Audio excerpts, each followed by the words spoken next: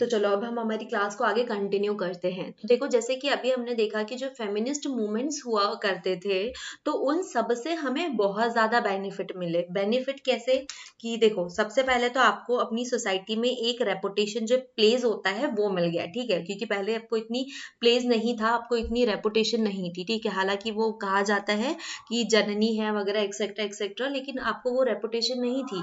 भले आपका बेटा आपको बहुत ज्यादा समझता है लेकिन वो भी आपको चार दीवारी के अंदर ही रखना ज्यादा उचित समझता है, ठीक है। तो क्या हुआ कि यहाँ पर समाज में आपकी एक रेपुटेशन मिली, आपको प्लेस मिला। और क्योंकि अब हम पॉलिटिकल सिस्टम के अंदर इस चीज को लाना चाहते थे तो यहाँ पर पॉलिटिकली भी बहुत सारे, तो भाई जैसे ये पॉलिटिकल इसमें आता है तो बहुत सारे चेंजेस ऑटोमेटिकली होने शुरू हो जाते हैं, क्योंकि अगर हम सोशल लेवल पे रह करके उसी जो प्लेस है ग्राउंड पे रह करके करने की कोशिश करती है सारे चेंजेस, तो ये पॉसिबल नहीं था। अब पॉलिटिकल हो चुका है तो वुमेन को बहुत सारी पॉलिटिकल चीजों में भी उतना ही स्पेस भी मिला, ठीक है। वुमेन्स पॉलिटिकल रिप्रेजेंटेशन देखे तो भाई देखो, अगर Lok Sabha the percentage of elected women members in Lok Sabha has touched 40.3% of its total strength for the first time in 2019, ठीक है। 2019 में क्या हुआ कि वुमेन्स को पहली बार कितना 14.3% जो है, मतलब वहां पर इलेक्शन में इतने जो वुमेन्स है इसका पार्टिसिपेशन भी मिला। और स्टेट असेंबली जो है, लेकिन हालांकि जो ये जो शेयर्स है वो स्टेट असेंबली में 5% जो है वो कम है, लेकिन हालांकि यहाँ तक पहुंचना भी भाई बहुत बड़ी बात है, ठीक है। अब what can we do to improve the representation of women in legislature? अब क्या कर सकते हैं? तो सिंपल सी बात है कि अगर लेजिस्लेचर में यहाँ पर इनका रिप्रेजेंटेशन अच्छा नहीं है, वहां पर इनको बढ़ावा देना है, तो भाई हमें इनके रिजर्वेशन की बात करनी होगी कि मतलब एटलीस्ट 1/3 रिजर्वेशन जो है वो वुमेन्स का होना चाहिए इन लेजिस्लेटर, ठीक है। To improve the representation of women in legislature, है ना, reservation of seats for women should be legally binding like panchayat. जैसे कि पंचायत में भी ये प्रोविजन रखा गया है कि 1/3 जो सीट्स है वो वुमेन की होनी चाहिए। तो ऐसे ही प्रोविजंस और लेकर के आए जाने चाहिए। पंचायत में अगर बात करें तो 1/3 सीट जो है आर रिजर्व फॉर वुमेन्स, जो कि बेस्ट है। और इससे क्या होगा कि वुमेन जो है वो अपने आप को रिप्रेजेंट भी कर पाएंगी। बट अगर मैं आपको सोसाइटी का एक गंदा फेज बताऊं, जैसे कि मैं आपको बार बार कहती हूँ ना कि पंचायत सीरीज देखिए, वहां से आप बहुत सारी एटलीस्ट पंचायत की टर्म्स तो आप क्लियर कर ही लेंगे वहां से, ठीक है। तो वहां पर एक टर्म आती है कौन, प्रधानपति, राइट। मतलब प्रधानपति हमारे कॉन्स्टिट्यूशन में कोई नाम ही नहीं है एक्चुअल में, लेकिन प्रधानपति मंत्री जो पति है, सॉरी मैं नाम भी प्रोनाउंस नहीं कर पा रही अच्छे से, तो ये जो प्रधानपति है, तो ये वाला जो पोजिशन है ना, तो ये हमारी सोसाइटी ने क्रिएट किया हुआ है, ठीक है। आइदर हमारे कॉन्स्टिट्यूशन में ऐसी कोई भी प्रोविजन नहीं है कि एक सीट होंगी प्रधानपति की, ठीक है। तो भाई ये प्रधानमंत्री होता कौन है, उसकी एलिजिबिलिटी क्या है, वो मैं आपको एक्सप्लेन करती हूँ। प्रधानपति वो है जो यहाँ की प्रधान है, ठीक है, जो गांव की प्रधान होती है, तो उसका जो पति है उसे कहते हैं प्रधानपति, ठीक है। ऑब्वियस ही बात है कि अब ये मेल फीमेल है, प्रधान जो है फीमेल है। तो अब वो जब उस सीट पे आ रही है, मतलब गवर्नमेंट ने एक रिजर्वेशन दिया हुआ है, ये जो 1/3 सीट्स है इसका रिजर्वेशन रखा हुआ है, तो ऑब्वियस बात है कि वही जाके, लेकिन मेल ईगो है वो इस चीज को अलाउड ही नहीं करता। वो कहता है कि बेटा तुम घर के ही काम धाम करो, मैं एक प्रधानपति नाम का एक पोजीशन बनाऊंगा और वहां जाके तुम्हारे हिस्से के सारे काम करने वाला हूँ, ठीक है। तो ये चीज तो गलत होती है। तो हमारी सोसाइटी ने क्या किया, जो पॉलिटिकल हमें राइट्स मिले हैं तो उसको भी छीनने की कोशिश की है। हालांकि अब वो भी चीज है कि अब जिसकी पोजीशन है वही जाके काम करे, और चीज समाज में ऐसा सुधार भी हो रहा है। Some state where 50% seats are already reserve for women are Bihar, Uttarakhand, Madhya Pradesh and Himachal. तो भाई यहाँ पर अब आपको प्राउड वाली फीलिंग तो आ रही होंगी कि हमारे एमपी में भी 15% सीट जो है are reserve for women already, ठीक है। तो ये हमारे लिए एक प्राउड मोमेंट भी हो सकता है।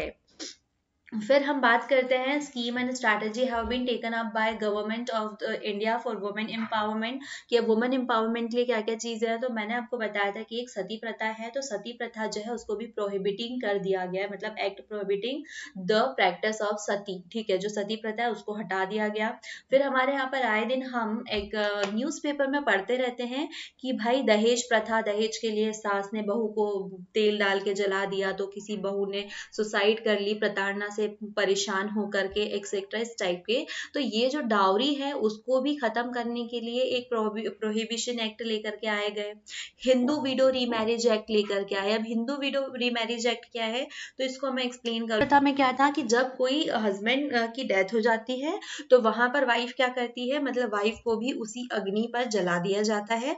अब ये तो पॉसिबल है नहीं कि अगर आप मुझे जलाना चाहते तो मैं खुशी खुशी जा करके वहां सुसाइड कर लूं। सोसाइटी हुआ वन टाइप ऑफ।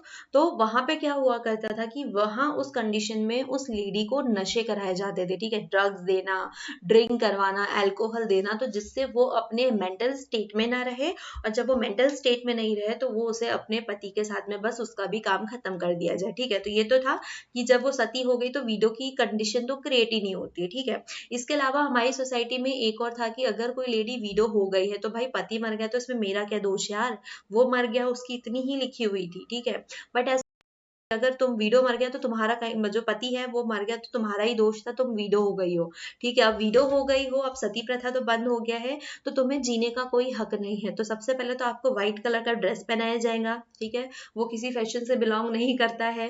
फिर उसके बाद में आपको समाज से रिस्ट्रिक्ट कर दिया जाएगा, ये प्रोहिबिट या डिस्क्रिमिनेट कर दिया जाएगा कि आप किसी सोशल गैदरिंग में शामिल नहीं हो सकते, किसी पूजा पाठ में नहीं हो सकते, आप किसी से बात नहीं कर सकते, आप श्रृंगार नहीं कर सकते, आप मेकअप नहीं कर सकते। तो हजार तरीके के जो रिस्ट्रिक्शंस होते हैं वो लगा दिए गए, ठीक है। तो इससे क्या होता है कि जीते जी वो महिला जो है उसकी डेथ संभव है कि वो मर गई, क्योंकि उसे एक कोने में जब आपको लॉक कर दिया जाए तो आप क्या ही फील करोगे। तो उससे बेस्ट था फिर सती प्रथा कि भाई एक बार में ही खत्म, ठीक है, डेली मरने से अच्छा एक बार में। सॉरी मुझसे कोई इंस्पायर नहीं होगा मेरी इस लाइन से, ठीक है, क्लियर, मैं तो कंपेरिजन में बता रही हूँ, ठीक है। तो जब ये चीजें होती थी, और स्पेशली हिंदू कस्टम जो है यहाँ पर बहुत ज्यादा इन चीजों को देखा जाता था। तो क्या एक लेडी को जीने का हक नहीं है? क्या अगर किसी की पत्नी मर गई है तो वो क्या विधुर होकर के वो इंसान ऐसे ही करेगा? क्या उसको हम एक लॉक में, मतलब एक कमरे में लॉक कर सकते थे? वो व्हाइट ड्रेस पहनता है, नहीं पहनता था। इवन 4 दिन बाद में वो रीमैरिज कर लेता है, ठीक है, अगेन उसकी मैरिज हो जाती थी, ठीक है। तो इन्हीं सारी चीजों को हटाने के लिए जो स्त्री की वहां पर जो वुमेन है उसकी जितनी गंदी दशा हो गई थी, तो उसको क्लियर करने के लिए एक एक्ट लाया गया, वो था हिंदू रीडो रीमैरिज, ठीक है, जिसमें जो विडोज है तो उनकी एक कंडीशन ना हो और वो डबल शादी करके अपनी लाइफ को एज इट इज अच्छे से जी पाए, क्लियर। फिर मैरिड वुमेन्स प्रॉपर्टी एक्ट भी आया कि अब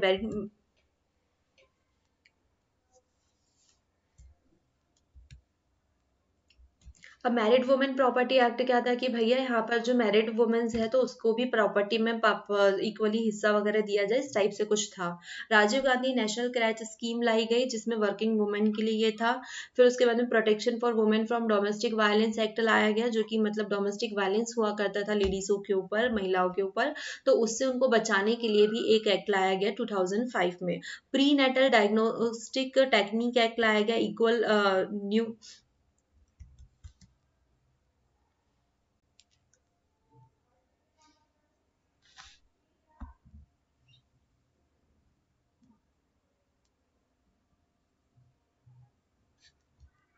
रिन्यूमरेशन एक्ट लाया गया, इंदिरा गांधी मातृत्व सहयोग योजना लेकर के आई, Kishore Shakti Yojana, support to training and employment programme for women. तो इस टाइप की बहुत सारी स्कीम जो है वो महिलाओं को के एम्पावरमेंट के लिए लेकर के आई गई, जिनसे कि इनको सपोर्ट मिले और मतलब वो अपनी जो पोजीशन है सोसाइटी में अच्छे से स्ट्रॉन्ग बना करके रख सके। तो भाई ये था हमारा कौन सा जेंडर को लेकर के इतनी सारी जो चीजें थी। अब उसके बाद में हम आते हैं रिलीजन, कम्युनलिज्म एंड पॉलिटिक्स के ऊपर। तो देखो एक चीज यहाँ पर आप लोगों ने क्लियर समझ ली होंगी कि जब तक के जो जेंडर वाला जो प्रॉब्लम था, तो ये जब तक के सोशल लेवल पे था तब तक के इसमें कोई भी चेंजेस नहीं हुए गए, ठीक है, बल्कि और उन चीजों को बुरी तरीके से प्रेजेंट किया जाते रहा, ठीक है। जितनी लेडीजों की मतलब जो महिलाएं थी उनको इतना ज्यादा प्रॉब्लम फेस करना होता था, तो वो चीजें और दिन ब दिन गिरते जा रही थी। लेकिन जैसे ही हम उसे पॉलिटिकल पर लेकर के आए तो वहां पर इन चीजों को सुधारना ज्यादा ठीक हो गया, ठीक है, और मतलब कंडीशन भी जो है वो बेहतर होने लगी। क्लियर, मतलब वो टाइम टू टाइम जो चीजें होती है ना बेहतर होना, तो वो साथ में ये चीजें बेहतर होने लगी। तो हम बोल सकते हैं कि पॉलिटिकल जब ग्राउंड पे आते हैं आप लोग तो चीजें बेहतर हो सकती है। तो ये तो एक टाइप का डिस्क्रिमिनेशन था जो हमारी सोसाइटी के अंदर था, हमारे इंडिया में था, तो जेंडर को लेकर के, ठीक है, जिसकी वजह से बहुत सारे मतलब भेदभाव हुआ करते थे। अब हमारे साथ में सोसाइटी में भी है, क्योंकि हम पूरे डिस्क्रिमिनेशन को 3 फॉर्म में पढ़ने वाले हैं, ठीक है। तो अब हम पढ़ने वाले हैं जो रिलीजियस डिस्क्रिमिनेशन था उसके ऊपर, ठीक है। तो चलो हो जाओ रेडी, 1 सेकंड के ब्रेक के बाद में, और 1 सेकंड आपका खत्म हो दिन रहते हैं, राइट। अब इतने सारे अलग अलग है, मतलब सब अलग अलग, सबके धर्म अलग है, तो उनके कस्टम सबके अलग अलग होने वाले हैं, कस्टम अलग है, फिर उनके फेस्टिवल्स भी अलग अलग होने वाले हैं, मतलब सारी चीजें, उनके रीति रिवाज, सारी चीजें डिफरेंट होती है। अब जब इतनी डिफरेंट चीजें हैं, मतलब टोटली रिलीजन ही डिफरेंट हो रहा है, तो अब इतने सारे लोग एक साथ में बैठे हुए हैं, तो इनके बीच में कहीं ना कहीं भेदभाव तो होंगे ही, क्योंकि कई बार हमारे साथ भी ऐसे ही होता है कि हम 2 रिलीजन साथ में होते हैं तो सब अपने अपने को बेस्ट बताने की चाह में लगे हुए रहते हैं। और ये सभी को पता है, सबसे मोस्ट इम्पोर्टेंट जो 2 रिलीजन आते हैं वही हिंदू एंड मुस्लिम जो है वही आते हैं, है ना। तो इनके बीच में हम बहुत सारे भेदभाव भी देखते हैं। तो अब ये चीज अगर किसी कंट्री में हो, ठीक है, अगर किसी कंट्री में ऐसी चीजें होती है तो ये क्या प्रॉब्लम क्रिएट नहीं कर सकती? जिस तरीके से जेंडर वाली प्रॉब्लम क्रिएट हुई थी, तो ये उससे कम भी नहीं है और ज्यादा भी नहीं है, but yes it is a problem, है ना, बिग प्रॉब्लम। ओके, तो ये चीजें जो है मतलब पॉलिटिक्स में भी देखने को मिलती है, रिलीजियस डिफरेंसेस इन पॉलिटिक्स, ठीक है। अब यहाँ पे क्या होता है, जो मेजोरिटी जिसकी ज्यादा होती है, जिस कम्युनिटी की होती है, तो वो ज्यादा वहां पर अपने आप का वर्चस्व रखते हैं, ठीक है। जो माइनॉरिटीज जो होते हैं तो वो हमेशा उनसे दब कर रहते हैं, ठीक है, वायलेंस होता है इनके ऊपर। तो ये चीजें हमेशा चलते रहती है, हम पॉलिटिक्स में भी सेम चीजों को देखते हैं। पॉलिटिक्स तो छोड़िए, जब हम लोग नॉर्मली हम एंशिएंट इंडिया पढ़ रहे थे तब भी हम लोगों ने देखा था कि कैसे एक दूसरे का मतलब क्या हो रहा था वहां पर, मतलब दबाव डाले जा रहे थे, माइनॉरिटी के ऊपर मेजोरिटी वाले डालते थे, ठीक है। तो यहीं पर एक टर्म आती है कम्युनलिज्म। अब ये क्या चीज होती है कि एक ऐसा बिलीव जहां पर एक पर्टिकुलर रीजन के जो है ना, पर्टिकुलर रीजन के फॉलोअर्स ज्यादा है और वो अपने आप को ज्यादा बेस्ट मानते हैं as compare to other religion, ठीक है। मतलब अपने आप को ज्यादा वो समझ रहे कि मतलब इतने सारे लोग हैं जैसे हम करते हैं, ठीक है। We also are a part of communalism, ठीक है, क्योंकि हम भी यही मानते हैं कि हमारा धर्म जो है वो बाकी दूसरे धर्मों से अच्छा है, और हम इसी को सर्कुलेट करने की कोशिश भी करते हैं। तो a belief in which the followers of the a particular religion believe that their religion is superior over other religion, ठीक है। मतलब हम यही सोचते हैं कि हमारा रिलीजन ज्यादा बेस्ट है, ज्यादा अच्छा है दूसरे रिलीजन से, तो हमारे बीच में ना ये कंपटीशन जो है वो कंटिन्यूअसली चलते रहता है। अगर मान लो कि हमारे इंडिया में या किसी भी डेमोक्रेटिक कंट्री में जब ये बात होती है, या किसी मतलब डेमोक्रेटिक हो या ना हो डजेंट मैटर, तो वहां पर क्या चीज होगी, वहां पर भेदभाव तो शुरू हो जाएंगे कि भाई ये ज्यादा लोग हैं ये कम है। तो ऐसे में जो बाकी रिलीजन वाले लोग हैं तो इनके साथ में क्या हो जाती है, पार्शलिटी हो जाती है, मतलब वो लोग ज्यादा बेहतर तरीके से वहां नहीं रह सकते, जिनके पास मेजोरिटी है तो वो लोग रह लेंगे। अगर हम पॉलिटिक्स के ऊपर इसके अंदर बात करें कि भाई पॉलिटिक्स में ये चीजें जो है यहाँ पर भी तो ये बहुत ज्यादा क्या करेंगी, मतलब प्रॉब्लम तो क्रिएट करेंगी ना। मतलब कम्युनलिज्म जो है वो पॉलिटिक्स में भी इफेक्ट करता है। तो सबसे पहले तो डेफिनेशन देख लेते हैं व्हाट इज कम्युनल पॉलिटिक्स, ठीक है। तो वो चीज जहां पर मतलब कोई एक रिलीजन वाला वहां पे ज्यादा पार्टिसिपेट कर रहा है, मतलब वो अपने ही रिलीजन वालों के लिए ज्यादा चीजें सही बेहतर तरीके से रख रहा है। जैसे कि अभी हम लोगों ने मतलब क्या बेल्जियम और श्रीलंका में पढ़ा हुआ था, तो एक धर्म, वो तो हमने लैंग्वेज के बिहाफ पे पढ़ा था, ठीक है। तो ये चीजें होती है, लेकिन सही तरीके से ना मतलब हमारी सोसाइटी में प्रॉब्लम तो वहां शुरू हो जाती है, हो जाता है, या हम यूं मान लें कि हमारे यहाँ पर जो गवर्नमेंट होती है वो किसी एक रिलीजन के बिहाफ पे खड़ी हो जाती है, और वहां से दूसरों के साथ में थोड़ी बहुत पार्शलिटी शुरू हो जाती है। तो ये कि ये जो सारे के सारे हैं वो उसके अगेंस्ट में खड़े हो जाए, मतलब है ना, problem is the society begin when one religion is pitted against the other, ठीक है। अब प्रॉब्लम सीरियसली तब हो जाती है कि जब एक ही डिमांड जो है, मतलब एक ही के ऊपर पूरी चीजें क्या होती है, फर्म होती है, और बाकी सारे अपोजिशन में खड़े हो जाते हैं कि भैया प्रॉब्लम तो हो रही है। तो इस टाइप की डिमांड्स क्रिएट होती है। The problem because very acute when the government uses its power to fulfil the demand of only one religious group, कि जब गवर्नमेंट सिर्फ एक ही की डिमांड को डन करने पे लगी हुई है। इसका बेस्ट एग्जांपल अभी मैं आपको यूपी वाला बता सकती हूँ कि यूपी में क्या हो रहा है। तो यूपी में हिंदुइज्म को ही बहुत ज्यादा फॉलो किया जा रहा है। आजकल आप न्यूज चैनल्स में आए दिन देख रहे होंगे कि हमारे यहाँ के जितने संत वगैरह है वो सब लगे हुए हैं कि भैया भारत को सनातन धर्म बनाना है, लेकिन ये तो एक तरीके से मतलब दैट्स गुड कि मतलब आप सही जगह पे जा रहे हो, लेकिन आप दूसरों के साथ पार्शलिटी तो नहीं कर सकते हो। यूपी वगैरह में अभी तो यही चीजें हो रही है कि कोई भी जो है गवर्नमेंट जो है वो किसी एक ही रिलीजन को ही फॉलो कर रही है, उसी की डिमांड्स कंप्लीट कर रही है, उसी के बेटर के लिए कोई ना कोई काम कर रही है। तो जब पॉलिटिक्स में इस टाइप की कंडीशन क्रिएट हो जाती है, मतलब जो हमारी फैमिली में होता है ना कि मतलब बेटे को ज्यादा प्यार दिया जाता है एज कम्पेयर टू बेटी, ठीक है, तो ये चीजें जब रिलीजन के अकॉर्डिंग क्रिएट होती है इन पॉलिटिकल ग्राउंड, तो वहां पर इसे कहा जाता है communal politics. This kind of using religion in politics is called communal politics. ठीक है, आपको समझ में आया? तो अब यहाँ पर क्या होता है कि जो रिलीजन है तो उसका मेन फॉर्मेशन तो क्या है, सोसाइटी, क्योंकि सोसाइटी से तो सारी चीजें उठ रही है ना। अगर मैं बात करूँ तो देखो जो हमारा समाज होता है तो वो उसका सबसे बेसिक वाला पॉइंट क्या होता है कि धर्म, ठीक है, धर्म के हिसाब से ही हमारा समाज बनता है। और ये जो कम्युनल पॉलिटिक्स की थ्योरी के हिसाब से देखूँ तो ये लोग जो है स्पेशली किसी एक रिलीजन के ही फॉलोअर्स होते हैं। एक रिलीजन के फॉलोअर्स है तो इनके फंडामेंटल इंटरेस्ट जो होंगे वो भी सेम होने वाले हैं, इनकी आइडियोलॉजी सेम होती है, तो ये लगभग आपस में सेम सेम चीजें के वो होते हैं। और कम्युनल पॉलिटिक्स में तो यही होता है, क्योंकि अगर मैं हिंदुइज्म की बात करूँ तो वहाँ पे जितने लोग होंगे वो हिंदू धर्म को ही सोचने वाले होंगे, ठीक है। इस चीज के लिए आप अभी आजकल के न्यूज़पेपर जो है वो सोच सकते हो। अब कम्युनल पॉलिटिक्स रॉन्ग क्यों हो सकती है, ठीक है, तो रॉन्ग क्यों हो सकती है भाई, तो इसके लिए आप देखो इसके डेफिनेशन में कि कम्युनल पॉलिटिक्स में क्या होता है कि वहां पर एक ही आइडियोलॉजी के लोग हैं, एक ही रिलीजन के लोग हैं, क्लियर, एक ही रिलीजन को फॉलो करने वाले लोग हैं। तो जब एक ही लोग हैं तो दूसरों का बेनिफिट कैसे कर सकते हैं, नहीं हो सकता ना। People of the same religion don't have same interest as aspiration in every constant. अब उनके पास में सेम रिलीजन है तो उनके सेम इंटरेस्ट तो हो नहीं सकता, ठीक है, सबके डिफरेंट डिफरेंट आइडेंटिटीज होंगी, मतलब तो सारे सेम तो हो ही नहीं सकते। तो ये बेनिफिशियल किसी एक के लिए है ही नहीं। अगर जब ऐसी कंडीशन आता है तो उस कंडीशन में एक क्रिएट होता है सिविल वॉर, और सिविल वॉर हुआ मतलब फिर वही अशांति ही अशांति फैली हुई है। तो अब हमें कम्युनल पॉलिटिक्स को ठीक करने के लिए कम्बैक्ट कम्युनलिज्म लाना होगा। अब ये कैसे हो सकता है, या हमारे देश में इतनी शांति कैसे है कि जब हमारे इतने सारे डिफरेंट रिलीजन जो है एक ही कंट्री में रहते हैं, उसके बाद में भी हम क्लियर कैसे है। तो सिंपल सी बात है कि हमारा जो इंडिया है वो सेक्युलर स्टेट है, ठीक है, यहाँ पर कोई भी ऑफिशियल रिलीजन नहीं है, और ना ही मतलब कंट्री का है, और ना ही किसी स्टेट का ऑफिशियल रिलीजन है कि भाई इंडिया है तो वो हिंदू देश है, या कोई जो एमपी है वो हिंदू जो स्टेट है वो है।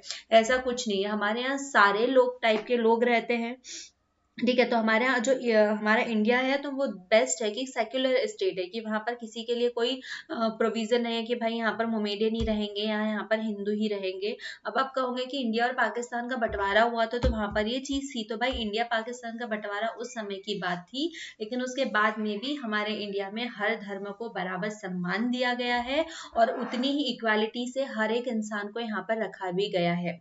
जब आप फंडामेंटल राइट्स पढ़ेंगे तो आप वहां पर एक पॉइंट पढ़ेंगे कि हमारे हमारी जो इंडिया है वो सेक्युलर है, वहां पर किसी भी धर्म के साथ कोई भी खिलवाड़ नहीं किया गया या कोई भी भेदभाव नहीं होता है, ठीक है। Everyone is free to practise profess and property any reason religion, ठीक है, वो किसी भी रिलीजन को फॉलो कर सकता है, उसको सपोर्ट कर सकता है, कुछ मतलब उसको अपना सकता है, उसके जो भी उसके कल्चर्स होते हैं उसको सेलिब्रेट भी कर सकता है। और हमारा कॉन्स्टिट्यूशन भी इस बात को परमिशन देता है, ठीक है।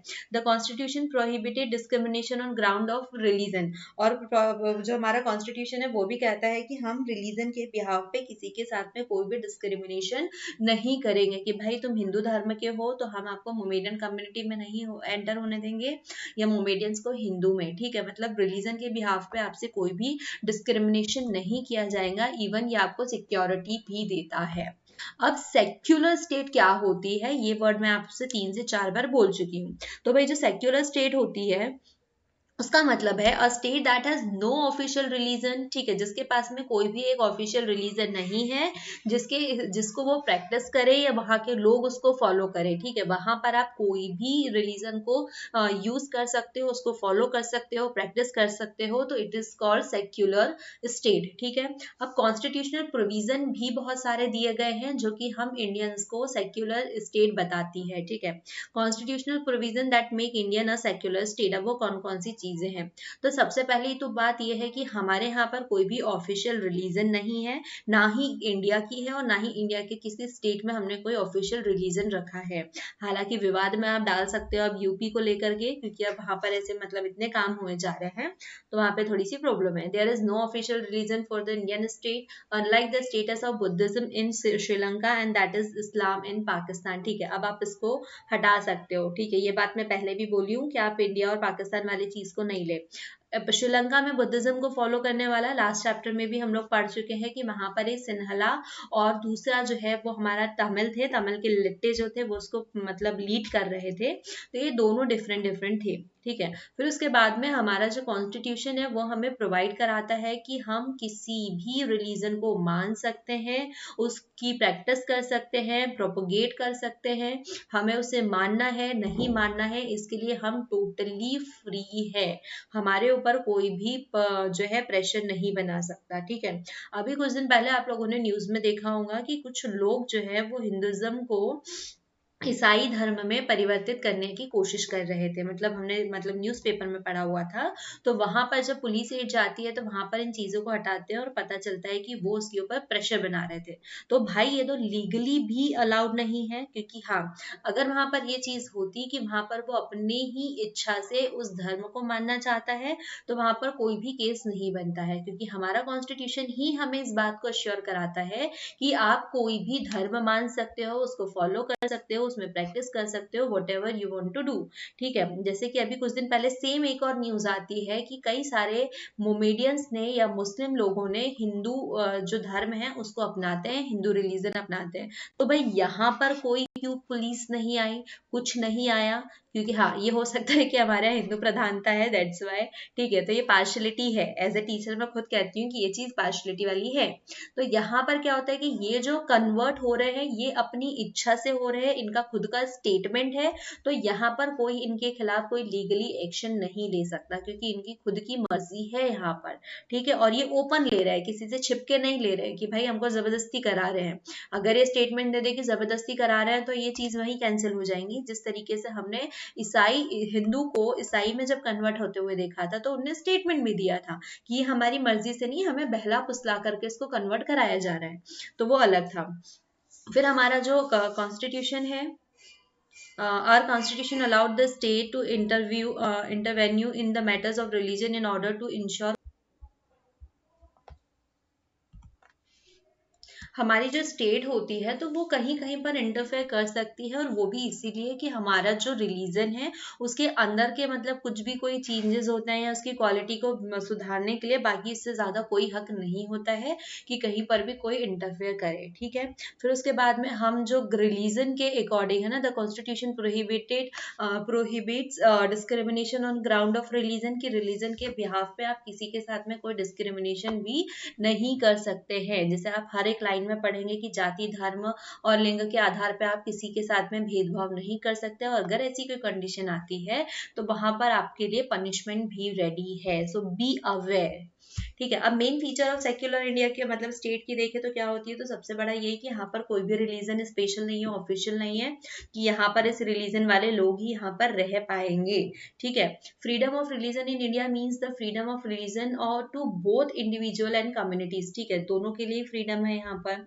कॉन्स्टिट्यूशन भी हमारे पास में प्रोहिबिट करता है कि आपके साथ में कोई भी भेदभाव नहीं किया जाएगा। ठीक है, तो चीजें अगर समस्याएं हैं तो हमने उसके समाधान भी ढूंढे हैं। ठीक है, जेंडर इनइक्वालिटी को देखा था तो यहाँ पर भी हमारे पास में बहुत सारे हमने समाधान ढूंढे हैं। फिर हम सोसाइटी के ऊपर बात करें, रिलीजियस के ऊपर, तो हमने रिलीजन के ऊपर भी बहुत सारी चीजों को देखा है, फेस किया है। तो जब फिर ये पॉलिटिकल ग्राउंड पर आती है तो यहाँ पर भी हमने उसके बहुत सारे सोल्यूशंस निकाले हैं कि आगे किसी के साथ में किसी भी प्रकार की कोई भी समस्या उत्पन्न नहीं होनी चाहिए। तो बस इसी सीरीज में अब हम बढ़ते हैं आगे कास्ट के ऊपर। ठीक है, अब कास्ट के ऊपर आ चुके हैं, तो कास्ट वाला आई थिंक आपको बहुत अच्छे से पहले जितनी भी बार हम लोगों ने पढ़ा है तो आपको समझ में आ चुका होगा कि कास्ट डिस्क्रिमिनेशन क्या था या कास्ट डिसाइड कैसे की गई थी। लेकिन फिर इस बार हम अगेन इस चैप्टर को अच्छे से पढ़ने वाले हैं, जिससे अब आप किसी के साथ में भेदभाव नहीं करेंगे अगर आप भी करते होंगे तो, ठीक है, on behalf general OBC SC ST categories के ऊपर, ठीक है। अब मैंने ये इसलिए नाम लिए क्योंकि अब हम इन्हीं चीजों को समझते हैं, ठीक है। तो चलो एक बार फिर से हम कास्ट सिस्टम को शुरू करते हैं, है ठीक है। तो कास्ट सिस्टम जो आज की डेट में हमारे पास अवेलेबल है वो सेम वैसा नहीं था, ठीक है। हमारे पास में कास्ट सिस्टम क्या है कि हमारे पास में एक जनरल कैटेगरी है जिसमें ब्राह्मण पंडित वगैरह एक्सेट्रा एक्सेट्रा आते हैं। फिर उसके बाद में हमारे पास में उससे फिर और एक आता है ओबीसी वर्ग जो जनरल वाले से थोड़ा नीचे है। फिर उसके नीचे आता है एससी या एसटी। तो हम इसके अकॉर्डिंग हमारी कास्ट जो है वो डिवाइड करते हैं। बट कास्ट इस तरीके से कभी भी क्रिएट नहीं हुआ था, ठीक है। 9th क्लास में आप लोग ऑलरेडी पढ़ चुके होंगे। तो कास्ट कैसे क्रिएट होता है, तो भाई इन एंशिएंट एरा कास्ट जो है वो हमारे ऑक्यूपेशन के बिहाफ पे क्रिएट हुआ था कि हम जो काम करते हैं उसके बिहाफ पे हमारा कास्ट क्रिएट हुआ था, ठीक है। अब हाँ, हालांकि हमारे जो हिंदू लोग हैं तो वो हमारी मन को शांति देने के लिए बहुत सारी थ्योरीज जो है वो क्रिएट करते हैं, जैसे कि कहते हैं कि ब्राह्मण जो है वो ब्रह्म जी की आंखों से उत्पन्न हुए थे, या जो केंद्र है मस्तिष्क वाला वो। फिर क्षत्रिय जो है वो हाथों से हुए थे। वैश्य जो है वो पैरों मतलब और नीचे वाले अपर बॉडी से हुए हैं। शूद्र जो है वो उनके नाखूनों से क्रिएट हुए हैं। तो ऐसे करके हमने कास्ट सिस्टम डाल दिया। बट एक्चुअली जो कास्ट सिस्टम है वो क्रिएट कैसे हुआ था कि हमारी जो पूरी की पूरी सोसाइटी है, तो सोसाइटी में एक वर्ग चाहिए होता है जो कि हमारे वेदों को पढ़ पाए, ठीक है। अब वेदों का पठन करें मतलब उस चीजों को समझे पढ़े, और फिर जब आप खुद पढ़ रहे हो इट मीन कि आप दूसरों को भी पढ़ाएंगे। तो ये पढ़ाने के लिए मतलब सिंपल सा ये कर ले कि एक पुजारी का जॉब या एक टीचर का जॉब था, ठीक है। ये पुजारी और टीचर की जॉब करने वालों को कहा जाता था ब्राह्मण, ठीक है। अब इन्हें ब्राह्मण कहा गया क्योंकि ये क्या करते थे कि जितने भी लोग, जितने भी वेद है, पूजा पाठ है, जितने भी यज्ञ अनुष्ठान कराने होते थे, तो ये सारे काम जो है वो ब्राह्मण वर्ग करता था।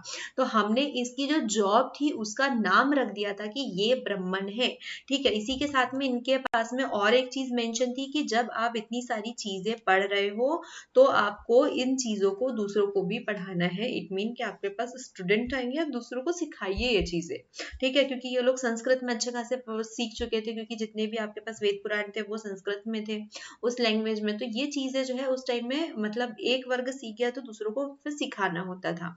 तो ब्राह्मण को हम बोल सकते थे कि वो उस टाइम का टीचर था, क्लियर। फिर उसके बाद में आता है कि बड़े बड़े एम्पायर्स हुआ करते थे तो दूसरे लोग अटैक भी करते हैं। अब अटैक कर रहे हैं तो हमारे को अपनी प्रोटेक्शन के लिए एक आर्मी भी लगती है। तो उस आर्मी को यहाँ पर कह दिया गया था क्षत्रिय, ठीक है। तो क्षत्रिय ये बोल सकते हैं कि ये आपकी आर्मी हो गई, ये आपकी पुलिस हो गई, ठीक है। तो ये वाला ग्रुप हो गया, मतलब ये उनको प्रोटेक्ट करते थे। तो जो काम आपकी प्रोटेक्शन का कर रहे हैं जो लोग, तो उस काम वाले लोगों को कहा जाता था क्षत्रिय, क्लियर। अब ये दोनों तो ये काम कर रहे हैं, फिर आपको इकोनॉमिकली भी सपोर्ट चाहिए, मतलब एक बिजनेस ट्रेड भी होगा। तो जो लोग बिजनेस करते थे तो उन लोगों को कहा गया वैश्य, ठीक है। उस टाइम में जो भी लोग बिजनेस का काम करते थे, जिसकी शॉप हुआ, कोई भी काम कर रहा है, मतलब कोई भी जितने काम होते थे, तो उन्हें हमने कहा वैश्य, ठीक है। ये चीजें हो गई। फिर इसके बाद में भाई ये तीनों तो इतने बिजी है, मतलब सारे काम में, कोई पढ़ा रहा है, कोई आपको प्रोटेक्ट कर रहा है, कोई इकोनॉमी ला रहा है, तो इतने सारे में सब लोग बिजी हो गए। तो इनके जो मैनुअल वर्क करने होते थे तो उसके लिए भी एक वर्क रखा गया। मतलब देखो टीचर पढ़ा रहा है तो इसके बहुत सारे काम रह जा रहे हैं पेंडिंग, ठीक है। वो काम कौन करेगा, तो वो काम करने के लिए एक इंसान रख लिया। फिर क्षत्रिय जो है ये बाहर जाके सेवा वगैरह कर रहा है तो इसके पास टाइम नहीं है इसके काम करने के लिए, तो इसने फिर लोगों को हायर कर लिया। सिमिलरली बिजनेसमैन ने भी ऐसे ही किया कि बिजनेसमैन अपने काम नहीं कर पा रहा है तो उसने भी कुछ लोगों को हायर कर लिया। तो इन मैनुअल वर्क को करने के लिए भी कुछ लोग लगे, तो इन लोगों को कह दिया गया शूद्र, ठीक है। तो ये हो गए शूद्र, मतलब क्लियर हो गया कि कामों की कैटेगरी के हिसाब से हमने लोगों को उनका नाम दे दिया। मतलब हमारी सोसाइटी में आज भी गुरु को बहुत बड़ा उच्च स्थान दिया गया है। तो इसलिए उस वक्त ये जो गुरु है वो एकदम हाई पे बैठा हुआ था, मतलब हाई लेवल पे था, इसको बहुत ज्यादा उच्च स्थान है। सिमिलरली जैसा आज हमने इसको उच्च स्थान दिया है, तो उस टाइम पे भी हमने यही स्थान दिया हुआ था, ठीक है। फिर उसके बाद में हम रिस्पेक्ट किसकी करते हैं, जो हमें प्रोटेक्ट करते हैं। कभी भी कोई हमें आर्मी मैन मिल जाए, कोई पुलिस वाला मिल जाए, तो हम उसकी कितनी रिस्पेक्ट करते हैं। तो सेम चीज उस वक्त भी थी, क्योंकि वो आपको प्रोटेक्ट करने का काम कर रहा है अपनी जान जोखिम में डाल के, तो हमने उसको सेकंड नंबर पे रख दिया भाई। फिर उसके बाद में जो इकोनॉमी वगैरह ला रहे हैं तो वो वैश्य हो गए, और जो सारे काम कर रहे हैं तो वो शूद्र। और इतिहास गवाह है कि जो हमारे बहुत नियरली काम करता है सारे, जैसे हमारी मम्मी हमारे घर के पूरे काम करती है, फिर भी हमने उसको बहुत कम रिस्पेक्ट दी है, क्योंकि हाउस वाइफ है, घर के काम कर रहे हैं, छोटे मोटे काम कर रहे हैं, ठीक है, तो इसलिए हमने उसको कम वैल्यू दी। तो सेम चीजें वैसी ही हुई।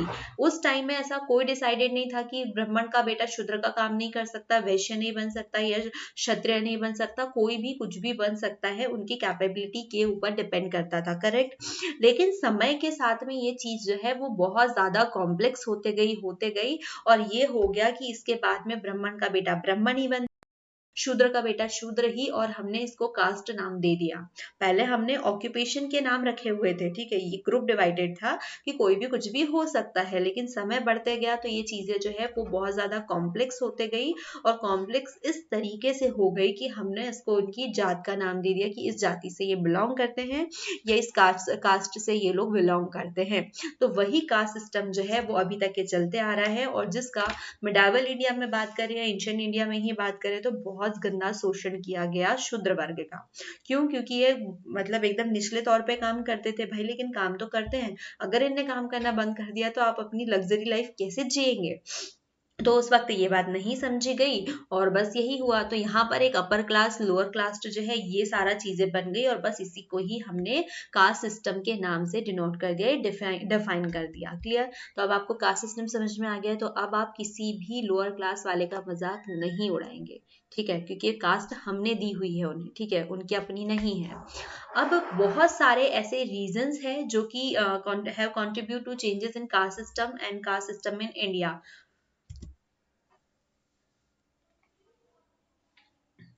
अब वहां पर क्या हो रहा था कि मतलब जितने भी शूद्र वर्ग है इनका शोषण तो हो ही रहा था बहुत ज्यादा, तो इस बीच में बहुत सारे ऐसे लोग आते हैं जिनके वजह से ये जो शोषण हो रहा था, ये जो डिस्क्रिमिनेशन हो रहा था, उसको क्लियर किया गया, उसको सुधारा गया, ठीक है। मतलब देखो सोसाइटी में हमारे यहाँ पर मतलब जेंडर को लेकर के इनइक्वालिटी थी, डिस्क्रिमिनेशन था, ठीक है, वो तो हो गया। फिर उसके बाद में हमारे पास में क्या हुआ, हमारे रिलीजन को लेकर के भी आया, लेकिन कास्ट वाला जो है वो आपको सिर्फ इकलौता इंडिया में देखने को ही मिलेगा, और वो भी इतने ज्यादा कॉम्प्लेक्स पे, ठीक है।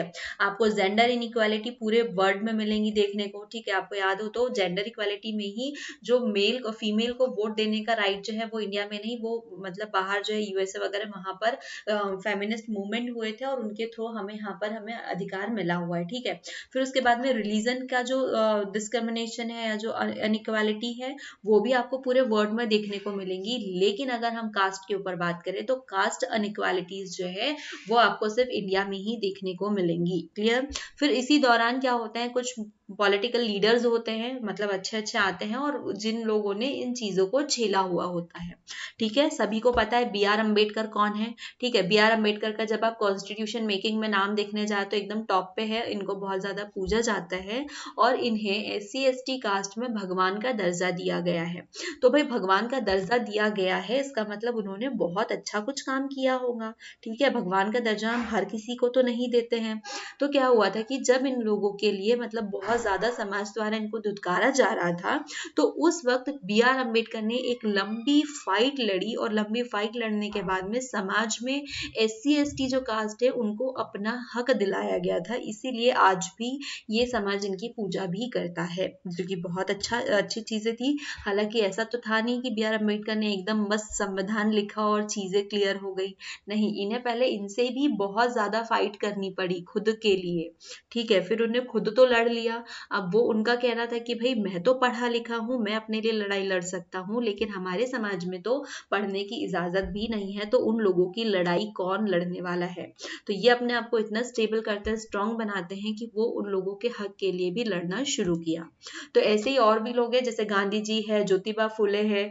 तो ये सारे लोग जो है समाज में जो अनइक्वालिटीज है कास्ट को लेकर के तो इसके लिए इन्होंने काम करना शुरू किया, इसके ऊपर थोड़ा लाइट अप किया कि लोग इसे देखें और यहाँ पर भी कुछ अच्छी चीज़ें हो जाए। और यही रीज़न थे कि इनके वजह से बहुत सारे चेंजेस आते हैं सोसाइटी में, ठीक है। Socio economic reason like urbanisation, growth of literacy, ठीक है, लिटरेसी में ग्रोथ हुई, अर्बनाइजेशन वाला सेक्टर हुआ, एजुकेशन आया, ऑक्यूपेशनल मोबिलिटीज हुई। फिर उसके बाद में जितने भी लैंडलॉर्ड्स थे तो वो उसकी वजह से क्या हुआ कि वहाँ पर इनकी एकदम वीक पोजीशन थी कि बहुत सारे बड़े बड़े लोग जो है इनके ऊपर शासन करते थे। तो ये सारी चीजें जो है छोटे छोटे मतलब इन लोगों के आंदोलनों से ये सारी चीजों को सुधारा गया। फिर साथ ही साथ हमारे पास में कॉन्स्टिट्यूशन में भी प्रोहिबिशन ले आया गया है, जैसे कास्ट बेस्ड जो जितनी भी डिस्क्रिमिनेशन होते हैं। अभी हमने देखा कि जेंडर के ऊपर आप किसी को डिस्क्रिमिनेट नहीं कर सकते, हमारे कॉन्स्टिट्यूशन ने कहा। साथ ही साथ कहा कि रिलीजन के बिहाफ पे भी आप किसी को डिस्क्रिमिनेट नहीं कर सकते। तो सिमिलरली यहाँ पर हमारा कॉन्स्टिट्यूशन फिर कहता है कि कास्ट के बेस्ड पे आप किसी के साथ में किसी भी तरीके का डिस्क्रिमिनेशन नहीं कर सकते, और अगर आपने किया है तो आप पनिशेबल है।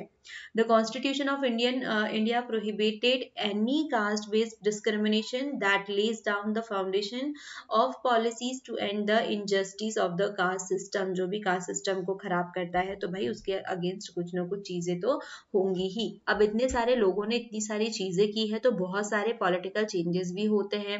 With the economic development, large scale urbanisation, growth of literacy and education, occupational mobility, weakening of the position of landlord in the village, the old notions of caste hierarchy and breaking down, ये सारी चीजें जो है वो धीरे धीरे अच्छी जो है वो होनी शुरू हो जाती है। और कॉन्स्टिट्यूशन वाली लाइन जस्ट मैं भी आपको एक्सप्लेन की हुई हूँ। अब इसके भाई बहुत सारे नेगेटिव इम्पैक्ट भी थे। अब नेगेटिव इम्पैक्ट कैसे हो सकते हैं अगर मैं पॉलिटिकल एक्सप्रेशन के वे में बोलूँ तो, रिगार्ड टू पॉलिटिकल एक्सप्रेशंस, तो देखो अभी जैसे चुनाव शुरू होंगे ना, तो हम लोगों ने कई देखा है कि बहुत सारे लोग जो है वो पॉलिटिकल इश्यूज क्रिएट कर लेते हैं, ठीक है, कि मतलब वो फिर धर्म के नाम पर जो होता है ना, मतलब वोट लेने का अधिकार, तो ये हर एक पॉलिटिकल लीडर का अधिकार होता है। ऐसा माना जाता है कि वो धर्म मतलब जैसे कि लोगों को बहकाते हैं ना कि मतलब भाई हमारे तो मतलब हम आपके काज से खड़े हुए हैं तो आप हमें वोट दो, हमें सपोर्ट करो। तो ये सारी बहुत सारी ऐसी चीजें जो है वो क्रिएट होती है। When parties choose candidate in election, they keep in mind the caste imposition of the electorate and nominate candidate from different castes so as to get necessary support with the election. अब ये क्या करते हैं, मतलब उस cast से particular या मतलब उनको पता है कि वोट कैसे लिए जाएंगे, तो वो डिफरेंट कास्ट के लोगों को इलेक्ट करते हैं ताकि उस कास्ट का पर्टिकुलर वोटर्स जो है वो मेरे तरफ खिंचाए और मुझे इसके वोट जो है वो मिलने ही चाहिए। और फिर उसके बाद में जो कैंडिडेट्स होते हैं वो कास्ट के ऊपर अपील भी करते हैं कि भैया आप हमें सपोर्ट करो क्योंकि हम आपके साथ हैं। कास्ट इन पॉलिटिक्स तो सेम चीजें होती है, मतलब यहाँ पर भी अगर जब आप कहा जाता है कि जो जाति है, ठीक है, जो जाति है वो हमारे सोशल कम्युनिटी के लिए मतलब ये यूँ कह सकते हैं कि हमारे पास में जो सोशल कम्युनिटी है उसको फॉर्मेट करने के लिए एकमात्र वे है, परंतु ऐसा नहीं है, ठीक है। कास्ट जो है वो एक एक्सपेक्ट हो सकता है बट वो पूरा इम्पोर्टेंट हो, इकलौता महत्वपूर्ण हो, ऐसा तो हो ही नहीं सकता कि हमारे पास एक ही ऐसा कोई पहलू है, ठीक है। तो ये सोचना हमारे लिए गलत है। अब कास्ट जो है वो पॉलिटिक्स में किस किस तरीके से आ सकती है, कौन कौन से फॉर्म ये कर सकती है, तो देखो जस्ट मैंने आपको एक पॉइंट बताया था कि जब भी मतलब जो कैंडिडेट्स होते हैं, या सबसे पहले तो यूँ बात कर ले कि अगर कोई पॉलिटिकल पार्टी है तो वो अपना कैंडिडेट किस बिहाफ पे चुनती है कि वो मतलब जो अपने माइंड में एक चीज रखती है, जो फॉर्मेशन ऑफ वोटर्स मतलब सॉरी अपने माइंड में एक कास्ट को रखती है, ठीक है, कि मैं इस पर्टिकुलर कास्ट से भी उठाऊं क्योंकि अगर ये कास्ट के वोटर्स ज्यादा है, ये इस कास्ट को ज्यादा डिस्क्रिमिनेट कर रहा है, तो मैं इसको थोड़ा मेंटली टॉर्चर कर सकता हूँ कि भाई यहाँ पर देखो तुम्हारी क्या दयनीय अवस्था है, अगर तुम आ जाओ, तुम ये जीत जाओ तो तुम अपने आप को डेवलप कर सकते हो, सुधार सकते हो। तो ऐसे मैनिपुलेट करके, लेकिन उन्हें ये भी पता है कि ये इतना ज्यादा मेंटली स्ट्रांग नहीं है, मैं इसके बिहाफ पे काम भी कर सकता हूँ। तो हमारे पास में जो कैंडिडेट्स है वो किसके बिहाफ पे चूज किए जाते हैं, उनकी कास्ट के। हालांकि रिजर्वेशन है इनके लिए वो अलग बात है, ठीक है। फिर कई चीजें जो होते हैं, जो वोटर्स होते हैं वो भी अपने दिमाग में अपनी कास्ट को ध्यान में रख के रखते हैं, ठीक है, कि अगर मैं एससी से हूँ तो मैं एससी वाले को जो कैंडिडेट है उसको चूज करूंगा, उसको अपना मतलब अपना रिप्रेजेंटेटर बनाऊंगा जो मुझे रिप्रेजेंट करेगा।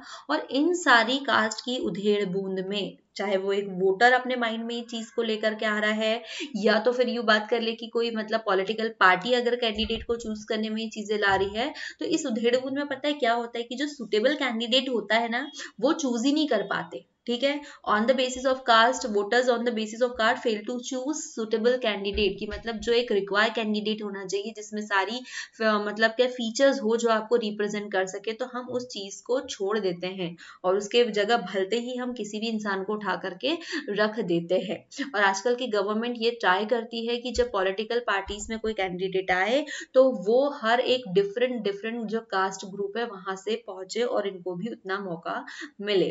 ठीक है, फिर उसके साथ में जो पॉलिटिकल पार्टी होती है ये भी अपील लगाती है कि मतलब सेंटिमेंट्स हो जाती है ड्यूरिंग इलेक्शंस कि भाई आपके आपके ही जाति का, आपके ही कास्ट का उम्मीदवार खड़ा है तो कृपया ध्यान दिया जाए। ठीक है, फिर उसके बाद में to gain support political parties raise caste based issues during elections. ठीक है, मैंने आपको पहले भी बताया था कि इस टाइम में क्या होता है कि जो कास्ट बेस्ड इश्यूज होते हैं उनको भी उठाया जाता है ताकि हम वहां से सिंपैथी लेकर के अपने इलेक्शंस में काम कर ले। ठीक है, इसका एग्जाम्पल देने के लिए ज्यादा नहीं, महीने भर पुरानी ही न्यूज़ेस आप उठा करके देख सकते हो कि किस तरीके से कास्ट के ऊपर हमने वोट भी लिए हुए हैं, कि जब भी जहां पर भी चुनाव क्षेत्र होता है तो वहां पर कास्ट को लेकर के कोई ना कोई इशू क्रिएट हो ही जाता है। अगर आपको यकीन ना हो तो आप अभी देख ले कि कहां पर इलेक्शंस आने वाले हैं और वहां के इश्यूज उठा के देख सकते हो। ठीक है, तो इतनी सारी चीजें थी कि मतलब जो कास्ट को लेकर के मतलब पॉलिटिकल पार्टीज, कैंडिडेट, वोटर्स सभी लोग कास्ट को लेकर के खिलवाड़ कर लेते हैं। इसके अलावा भी बहुत सारे ऐसे फैक्टर्स होते हैं जो मतलब कास्ट के अलावा जो इलेक्शन में मायने रखते हैं, like money, power, prestigious, religion, policies of the political parties. तो ये सारी जो चीजें हैं ये भी उतना ही इक्वली रोल इम्पोर्टेंट मतलब प्ले करती है पॉलिटिक्स में। Politics influence the caste system and caste identities. देखो अब यहाँ पर क्या होता है कि जिस किस तरीके से जो पॉलिटिक्स है वो कास्ट सिस्टम को या कास्ट आइडेंटिटीज को इन्फ्लुएंस करती है। देखो जब एक कास्ट जो होता है मतलब हर एक कास्ट ग्रुप जो है वो ट्राई करता है कि वो दूसरे कास्ट ग्रुप से ज्यादा बिगर हो जाए, ज्यादा अच्छा हो जाए, मतलब जो incorporative within it neighbouring caste और sub caste which were earlier excluded from it, मतलब जो भी इन दौरे से गुजरे हैं, जैसे जैसे देखना है ना कि भाई इन क्लासेस का बहुत ज्यादा दमन हुआ था, ये उड़ गया है, तो बाकी लोग भी ट्राई करते हैं कि वो उसमें मतलब आ जाए। Caste group are required to enter into a coalition with other caste. अब इसके साथ में यहाँ पर एक चीज भी रिक्वायर्ड है कि जो कास्ट ग्रुप होते हैं तो वो दूसरी कास्ट ग्रुप के साथ में जो है उनका कोलिशन भी होना चाहिए, जैसे कि दो लोग मिल करके भी लड़ सकते हैं जिनका दोनों का ही दोहन हो रहा है, शोषण हो रहा है, तो ये दोनों आकर के साथ में आकर के भी लड़ सकते हैं, अपने आप को कोलिएट भी कर सकते हैं। New kind of caste group have come up in the political area like backward and forward class group. अब इसके साथ में जैसे जैसे पॉलिटिक्स में इन लोगों के इन्फ्लुएंसेस होने लगे हैं तो बहुत सारे नए कास्ट ग्रुप जो है जो दबे हुए थे, जो कभी दिखाई नहीं पड़े थे, तो वो लोग भी अब उभर रहे हैं और बाहर आ रहे हैं। ठीक है, अब इसके साथ में हम लोग जो है मतलब इसके जो नेगेटिव रिजल्ट जो है पॉलिटिक्स के वो भी कैसे होंगे। देखो जब डेमोक्रेसी में ये सारी चीजें जब आती है तो बहुत सारे जो अहम मुद्दे होते हैं वो दब जाते हैं। ठीक है, क्योंकि हम कास्ट कास्ट खेलने लगते हैं, हम पॉलिटिक्स ही खेलने लग जाते हैं, तो जो एक्चुअल रीजन है पॉलिटिक्स का, ये गवर्नमेंट का, तो वो रीजन जो है वो रह जाते हैं। जैसे कि हमारे पास पुअर्टी इतना बड़ा रीजन है कि इंडिया में बहुत पुअर्टी है, उसको हटाना है, लेकिन हम हमारा फोकस कहाँ पर, कास्ट के ऊपर, जेंडर के ऊपर, रिलीजन के ऊपर ही है। जेंडर तो ठीक है वो इम्पोर्टेंट है, लेकिन रिलीजन के ऊपर, कास्ट के ऊपर इतने फोकस्ड है कि हमें बाकी दूसरी चीजें दिखाई नहीं देती, हमें हमारा डेवलपमेंट नहीं दिखता है, यहाँ इतना करप्शन हो रहा है वो दिखाई नहीं देता, पुअर्टी इतनी हुई है, तो इन सारी चीजों को हम सॉल्व नहीं कर पा रहे हैं।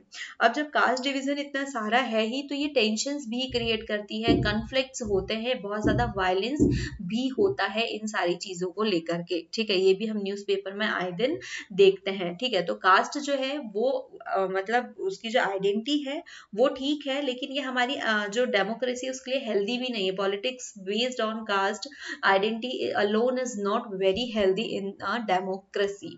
तो भाई इतनी चीजें थी हमारे जो डिस्क्रिमिनेशन एरिया थे जेंडर, सोसाइटी एंड कास्ट को लेकर के, जो सोसाइटी फेस कर रही है पॉलिटिक्स के रिगार्डिंग, तो इतनी सारी चीजें हैं, तो कुछ भी चीजों को समझाना या पढ़ाना ये हमारे सिलेबस में लाना इसलिए भी ज़रूरी होता है कि सोसाइटी ऑलरेडी इन चीज़ों को फेस कर रही है, इसके इतने ज़्यादा नेगेटिव इम्पैक्ट पड़ रहे हैं। क्लियर? तो अब हमारी जिम्मेदारी क्या बनती है कि हमने इन सारी चीज़ों को समझा है, अच्छे से देखा है, तो अब हम वो काम ना करें जिससे कि इन सारे पॉइंट्स को लेकर के दूसरे के साथ में भेदभाव हो रहा है। अगर आप बॉय है तो अपनी सिस्टर को इतनी वैल्यू नहीं दे रहे हैं, अपनी मदर को नहीं दे रहे हैं, तो भाई दीजिए।